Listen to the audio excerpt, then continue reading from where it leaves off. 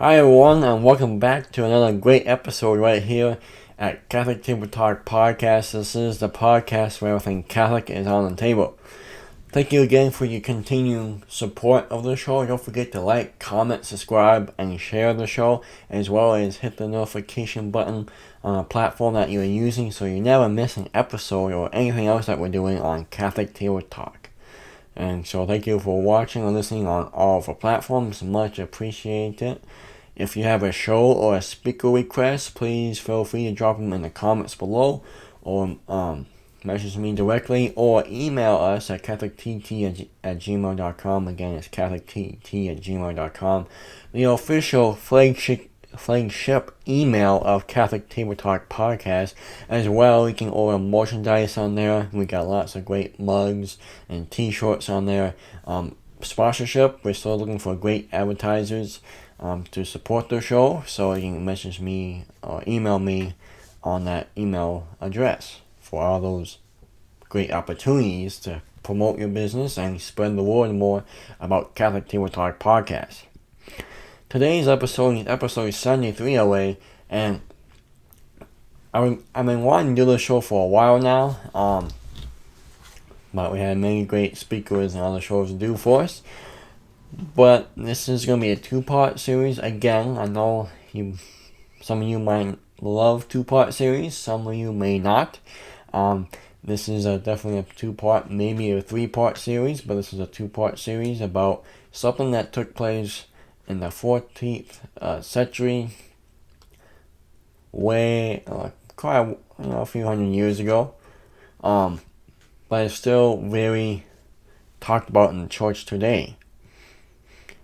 And what we're talking about exactly? Well, we're talking about an inquisition. Now, you might say, oh, we're talking about the Spanish one, correct? I'm like, well, yes, that's correct. It's the Spanish Inquisition. Probably the most famous Inquisition out there. Today we're going to talk about some of the myths for it, because nothing is really good. Nothing really points to good when you're talking about the Spanish Inquisition, especially on the internet, which in these days, who can mostly trust the internet anyway?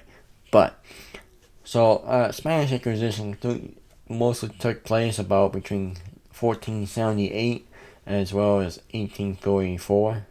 So I guess a few hundred years apart. But like I said, we're going to talk about the myths of it. The first 5 myths of the Spanish Inquisition. I got all this from, shout out to Homeschool Connections and Gary Machuda, where I learned this valuable information. Shout out to them. Don't forget to sign up for classes on homeschoolconnections.com. See, I'm basically just doing advertisement for free right there. So, anyway, let's get on with this week's show. Like I said, Spanish Inquisition was lasted for a few hundred years, I guess. And 1478 to 1834.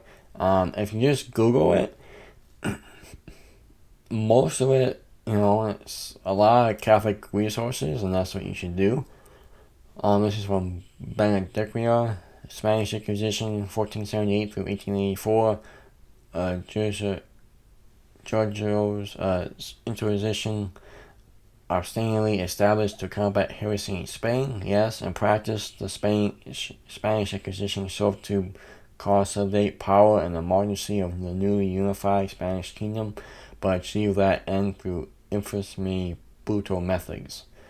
And right there is like, well, it was, I'm not saying it was light, but like their brutal methods, not really. It's kind of like we're talking about the Crusades. You might think, yeah, isn't this the same thing, the Crusades and Inquisition? Not quite. It's from the same class, the same, we did that in different weeks, but this is the Spanish Inquisition, a little down the line.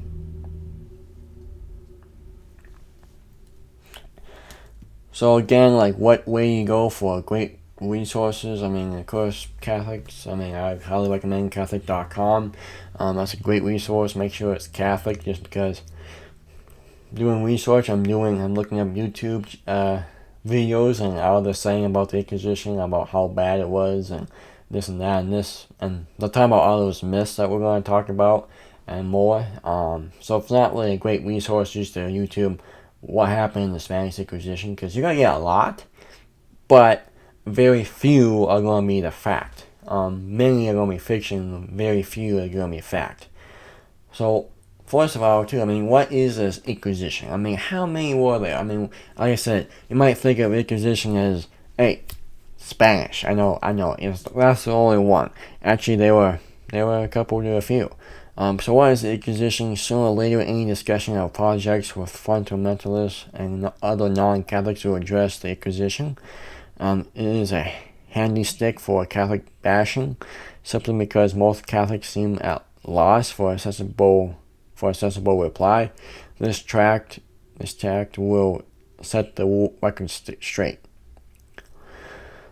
There have actually been several different inquisitions. The first was established in 1184 in southern France as a response to the catholictt heresy. This was known as a medieval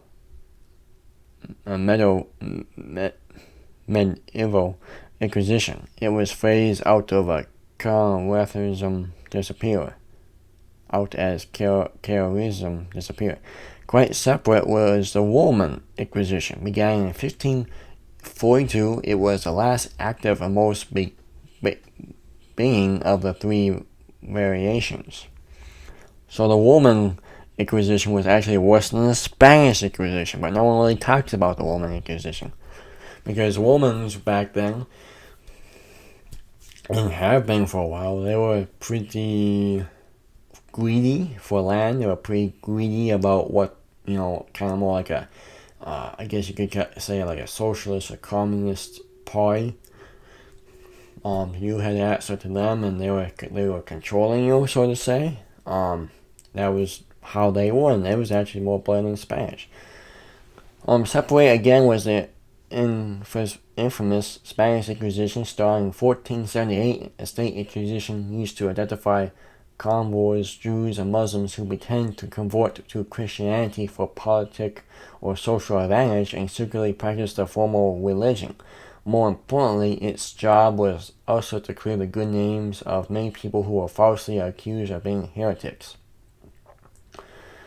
It was the Spanish Inquisition that, at least in the popular imagination, had the worst record of fulfilling these duties. The various inquisitions stretch through a bare part of a millennium and can collectively be called the Inquisition. All of them can be called the Inquisition. So you have multiple. The Romans were definitely the worst. The Spanish, kind of somewhere in between. So I guess we'll kind of keep going before we get to the myths. Fundamentalists writing about the Inquisition rely on books by Henry H. Lee and G. Colton. Each man got most of the facts right, and each made progress in basic research. The problem is that they did not weigh facts well because they harbored fierce amnesty toward the church that had little to do with the Inquisition itself. The contrary problem has not been unknown. A few Catholic writers have glossed over the incontrollable facts and tried to whitewash the Inquisition. These intentional but misguided apologists are in one aspect much like Lee and Colton and complementary fundamentalist writers. They fear while the others hope that the facts about the Inquisition might prove the legitimacy of the Catholic Church. It kind of reminds you of stuff going on today, how I guess you could say like abortion and just what people are saying about the church. They're kind of, down deep inside, they might be afraid of making the church legitimate for others to see it as legitimate, I guess I should say. So that kind of speaks to the day too. Let's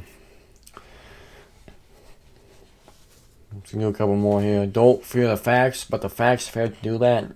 No account of foolishness, misguiding zeal, or cruelty by Catholics can undo the divine foundation of the Church, though ultimately these things are stumbling blocks to Catholics and non-Catholics alike.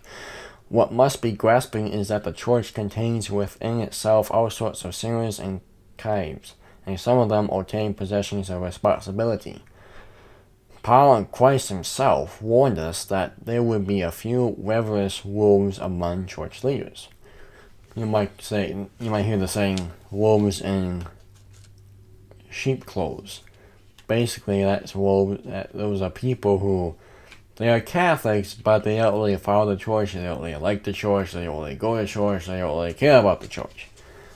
And that's from Acts chapter 20, verse 29, and also Matthew, when Jesus talks about it, in Matthew chapter 7, verse 15.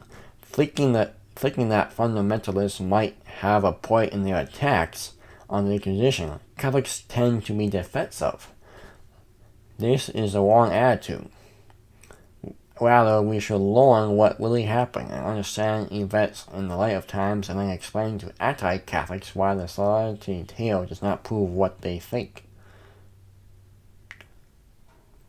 So let me do the following statistics before we kind of move on to the myths here. I know we're kind of spending a lot of time on this, but this is a good thing to spend time on. So following statistics, and again this is from catholictt.com, many fundamentalists believe, for instance, that more people died under the Inquisition than any war or plague, which that's kind of crazy. Back then, it's kind of, still, that's kind of crazy though, isn't it? How the wars, and that's how many people died in just kind of Spanish territories. It wasn't like the whole world wars or anything. It was just like in this kind of all the territories that Spain had. But in this, they rely on the following statistics generated by one manuscript among anti-Catholics, each of whom it seems ties to come with the largest number of casualties. In fact, no one knows exactly how many people perished through the various Inquisitions. We can determine for certain, though, one thing about number given by fundamentalists. They are far too large. One book popular with fundamentalists claims that 95 million people died under the Inquisition. I don't think 95 million people were almost alive back then. I would be really surprised if 95 million people were alive back then. I could be wrong, but that just seems like even like a huge little bit. Maybe not. I'm not saying it's like, oh man, it's only a couple million people. No. I'm just saying that 95 million seems, maybe it's just me, but that seems like a little high for even just a total population. But I could be wrong. But people who died, 95 million, that's definitely too high. The figure is so generous, quarterly off that one intermediately doubts the writer's sanctity, or at least his grasp of demographics. Not until modern times did the population of those countries where the Inquisitions existed approach 95 million. Exactly. Inquisitions did not exist in Northern Europe, Eastern Europe, Scandinavia, or England, being confined mainly to southern France, Italy, Spain, and a few parts of the Holy Roman Empire. The Inquisition could not have killed that many people because those parts of Europe did not have that many people to kill. Furthermore, the plague, which killed a third of Europeans' population, really, wow, I wonder how many that was, is credited by historians with major charges in the social structure. The Inquisition is credited with few precisely because of the number of its victims was comparatively small. In fact, recent studies indicate that at most there were only a few capital sentences carried out for heresy in Spain, and these were over the course of several centuries. So that's a falling statistic. Saying 95 million people died under the Inquisition when it wasn't for many years later that just Europe had 95 million. That's a little insanity. So yes, I'm sorry, let's get on with the myths for today. We have 5, and a couple of them are pretty long. So, myth number 1, the Inquisition. Like we already talked about, when people think of the Inquisition trials, they picture only the Spanish Inquisition. They don't picture the other Inquisitions. And remember, like I said, the Roman Inquisition was probably the most deadliest, brutal there was. No one talks about it. Inquisitions established in Rome, the most famous being Galileo, Southern France, Spain, which also includes Spanish territories like Mexico. So the Spanish Inquisition was in Rome, Southern France, Spain, and other Spanish territories, they say, like in Mexico.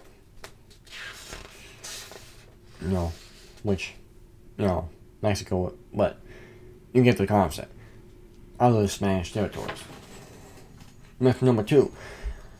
This is a long explanation. Inquisition's use of torture. They had fun torturing people. They were brutal, blah, blah, blah. It was the worst. 95 million people were killed. Many others wounded. Of all the inventions of popish cruelty, the Holy Inquisition is a masterpiece. It was impossible for even Satan himself to conceive a more horrible conversion of torture and blood. That is from John Dowling, from the book that we go off of Stark, False Witness 1:14. So again, myth number 2 still, the Inquisition's use of torture. The use of torture during the interrogation predates the Inquisition. It didn't invent it. That was Roman law. The Church, recalling the experience of the faithful under the Roman persecutions, prohibited torture for centuries. But the legal revolution of the 12th century was its focus on confession. So they weren't saying, okay, you're gonna die if you don't being falsely saying that you're a Catholic. Brought the limit use of torture into investigations of heresy. That's from Wyckoff 121. Every court in Europe used torture. It wasn't just Spain who used it, the Spanish Inquisition, who used it very, very little. It was every court they had in Europe at that time. It wasn't unique to the Inquisition courts because that's what everyone else did. So it kind of works if it has to be done, but we don't really use it that often. The Inquisition courts were the only courts in Europe to put limits on the use of torture. No one else really cared. You said, okay, you're gonna comprehend with us, we're gonna torture you, and we don't care how bad it is. We don't care if we whip you, 100 times. Where the Spanish Inquisition, and they put limits on the torture, and those limits ultimately led to its prohibition. So that basically led to prohibition of torture. So that was pretty cool. I mean, that's a big fact right there as well. Still on myth number 2, restrictions and protocols. Torture was only to be used to elect as a confession. It was never used as a punishment, as secular courts often used it. So other courts use it as punishment. Basically, it's like, you want to have a confession? No? Okay. Elect as a confession. Torture cannot be applied except when there is testimony against the accused and that there is a degree of certainty, so low evidence that the accused is lying. It was only applied when all other means were exhausted. In other words, it was always the last resort to torture someone. They tried really hard not to torture people, but it was still kind of, if the person was lying, they had evidence of was lying, whatever in the last resort was that, then that was the last resort. But that was the last resort. There was many other stuff they did before that. That was way better than torture. Since the Inquisition never had jurisdiction over Jews and Muslims, Jews and Muslims were never tortured. They were never tortured. Many Jews and many Muslims, I remember getting mature saying too, I believe that a lot of them say, oh, it was so bad. I could be wrong, but I think that's what I remember. And yeah, Jews and Muslims were not even really tortured. They weren't. The Inquisition had never ever had jurisdiction over them. Rules exempted children, the elderly, so the children and the elderly could not get tortured. Pregnant women, they couldn't get tortured. Wow, you mean they couldn't get tortured and maybe they'll be up and maybe lose a child? Wow, and now we have abortions today? I mean, does that say something? That's wow. You know, you're having abortions yeah. And back then they were saying you can't hurt this pregnant woman because she has a kid inside the womb, so we don't want that kid to get hurt or die or anything. Knights or members of the nobility, in some cases even the clergy, were safe from being tortured. So torture was the last resort, and hardly, most people probably didn't qualify for it, and they didn't, and it just didn't happen.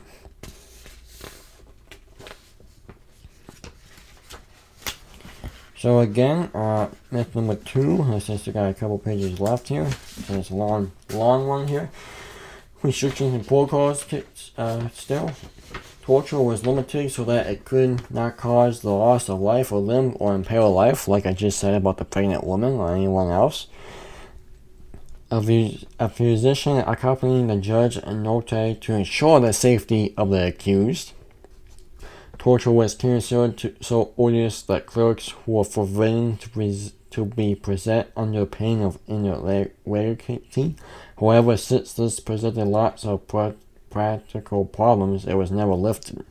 So torture was never considered so odious that clerics were forbidden to be present under the pain of irregularity.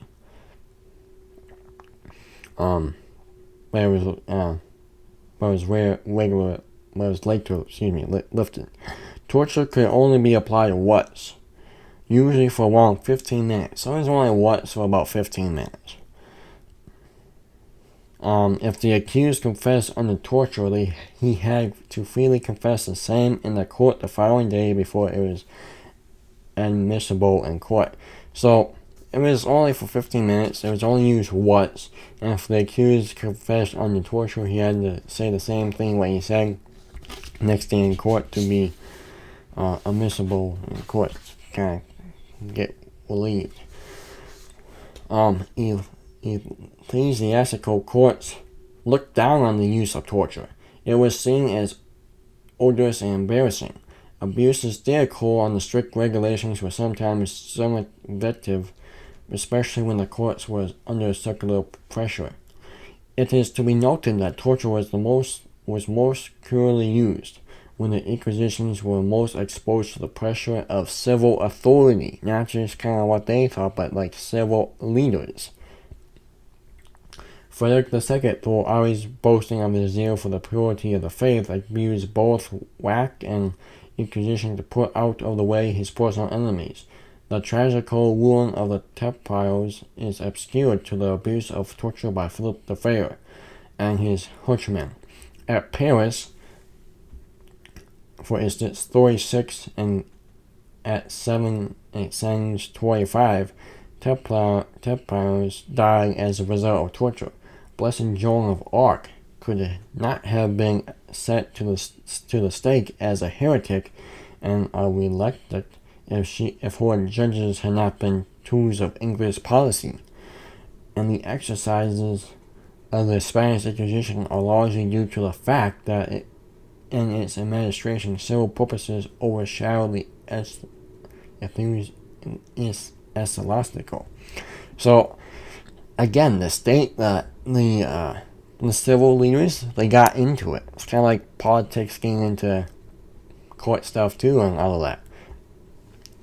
They were pressured to do it. So again, it wasn't really the Inquisitions who made the call. It was the civil leaders of that time. Still on myth number 2. Still a couple here. The accused will sometimes offer a false confession under torture because they know what's the once they did, the application stopped, it could not be applied again. They could not, while they were torturing them, they could not do it again. Nicholas Emmerich, the theologian and Inquisition, wrote, "Questioners sought fallacies e inferences. The torture is destructive and ineffectual." Because everyone basically just falsifies under under torture because they don't want to be tortured. While judges may have threatened the accused with torture, only a very small percentage actually was tortured. Only about 2% of the accused experienced any torture. Only 2% of the whole Inquisition was tortured. Only 2%. I mean, I know I'm saying that funny, but it's like, really, only 2% was. The number of those who were tortured more than once is only about 1%. So people's like, oh, there was facts that they tortured more than once. They said they can only do it once, but there was facts that they did more. Well, there's only about 1% that was tortured more than once. And maybe that was the civil authority who came into that, maybe not, but yeah, still, it's not too many people who were tortured, and not many were tortured twice. So, myth number 3, we still got a couple left, and we only got a few short moments, so let's go. Myth number 3, the Inquisition was under the complete control of the Pope. Well, the last myth basically said no.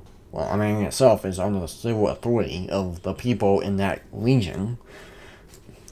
King Ferdinand of Aragon, letter to Pope Sixtus IV of May 14th, 1482, wrote, "Things have been told to me, Holy Father, which, if true, would seem to merit the greatest astonishment. To these rumors, however, we have given no credence because they seem to be things which would in no way have been conceived by your Holiness, who has a duty to the Inquisition. But if by chance concessions have been made through the persistence and coin persuasion of the convoys, I intend to never let them take effect. Take care, therefore, not to let the matter go further and try and to revoke any concessions, and entrust us with the care of this question." So, King Ferdinand was like, yeah, there's rumors about you're in complete control of the Inquisition, you're having all these people tortured, but I don't think that you're doing that. It's not your duty. It's not your job as a Holy Father, Holy Father, to do that. So, no. So, myth number 4, the Inquisition of army presence in Spanish society. The Inquisition was limited only to urban areas. It was only urban areas that it was fought and all that. People in the country were largely illiterate and poorly categorized. Canonized. Country priests advised their parishioners not to speak to the Inquisition for fear that their ignorance could be mistaken for heresy. Urban areas made up only of 1/3 of Spain. In urban areas, the Inquisition's freedom was curtailed by other competing interests, such as that of the government, nobles, egressy, guides, etc.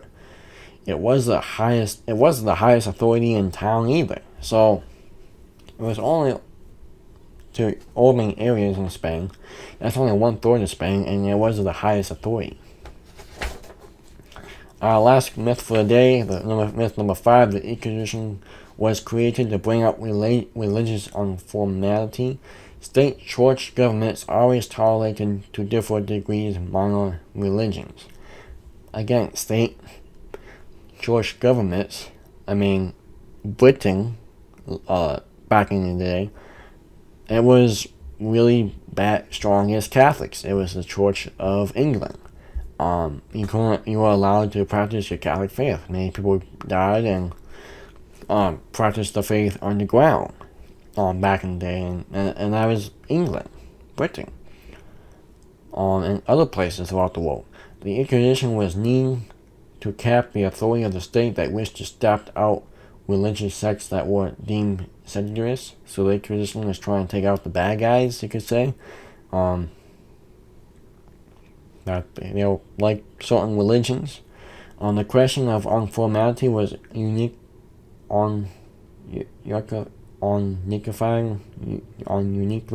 a Spanish problem after centuries of Muslim occupation and the completion of the West Korea. The Spanish government saw it necessary to promote religious harmony throughout Spain so as to protect itself from another occupation. So again, other countries, other religions, they want you to practice their religion. They don't care about your religion. And so that's what the Inquisition was about, trying to separate them out so people would have the freedom to choose if they want to be Catholics or not, and kind of get out the bad Catholics or those wolves in sheep's clothing to get out from the church if they weren't really a great example of Catholicism. So, we got through about 5 of them. I believe there's about 5 or 6 left, and we'll talk about more on catholictt.com as well. I'll put the links that I share below so you can read them as well. It's a very big topic. Like I said, you can tell I was kind of excited for it. I've been trying to do this for a while now. Tell me what you think of the show. Drop your comments, answers, questions in the comments below. If you like doing these 2-part series or not. So, next week, episode 74, we'll do the second part of the myths. So, hope you join me for that right here at the table, wherever you're at. See you then, God willing, same time, same place. God bless you and your family, and keep the faith, and go to the sacraments, and we'll see you at the table next week on Catholic Table Talk Podcast, the podcast where everything Catholic is on the table.